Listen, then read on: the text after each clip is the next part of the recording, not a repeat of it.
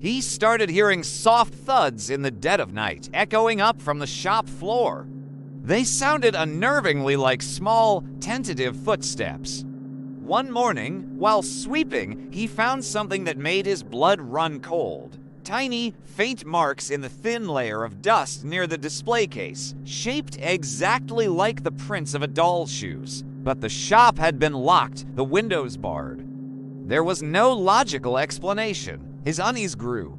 While inspecting the puppet one afternoon, he decided to check its strings to see how they were attached. He just brushed his fingertips lightly against the taut cords. Yet, when he pulled his hand back, he found faint, shallow cuts on his skin beating with blood. The strings felt sharp, almost like wire. Then came the dreams. Night after night, he found himself transported back to the Grand Orpheum Theater. Not the ruin he knew, but the theater in its prime, yet hauntingly empty.